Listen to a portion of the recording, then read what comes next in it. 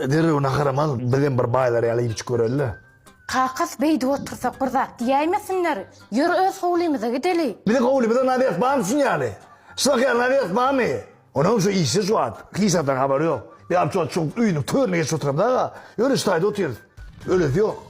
Goňşy arasynda onça bolup betel etdiňiz de muny ýöne.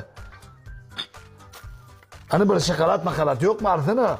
Bir bu oturuşumuz baylar derle bayın bağvarını bilmeyer. Şakalat makalat bolmak için getirmeli. Onun için hem işe yirmeli. İşledin sen işe girdin mi? Koydan ay, sen kalkanı işledim ay. Teneklerimden bana soktular. Huday tutun. Neyme deyip otuyorsun sen? Diyanın kulağını eşeceksin ha? Bolya. Bir hakikat oynasam aydayacak oğlum ilk gelen day. Ne kadar sapsın bollayın ne? Goňşarda söýüşmel minne şunu. Nagla gir otyra hola. Alo oğlum. Şu an goňşdaýyň. Holymyz otyr. Barşoňa o şokoladlardan eltip berdine. Kakamy berdi.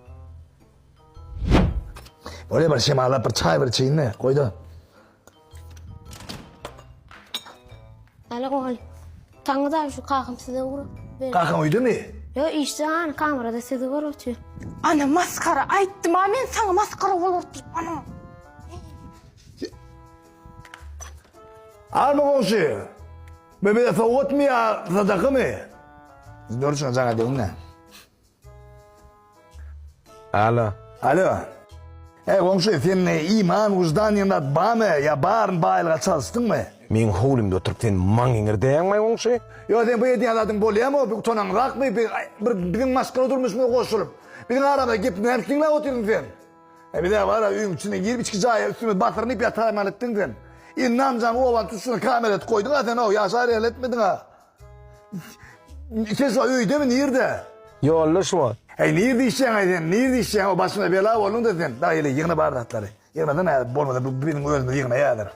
Ta oğlum şey. Eni gayretten de birinin adını tutma. Birim senin adını tutmayacak bolur. Oturuyor bilet çaylaşır dedi. Yani öňünden duydur o birinin holyna girmeken. Sen kim bilen gelecek bolyan? Oy. Taňa näme kim bilen waramda oy? Ödüýme var ýanlaryna. Ne bileyim oturun yerinde dasturumuzdan haber alıtıyordun ona. Hekvizden kamera taktırdım. Gördün değil mi? Oturun yerinde işte olayın, yollu olayın, maşinli olayın, isteyen yerde görüp bilenler öğümde ne yapılıp geçenli. Buna hekvizin yerle. Bari ya neydi? Aytma diyen. Ben aytma, aytma. Davay olmuş, davay. Hekvizin. Hey, gomşu. Gidelim ya.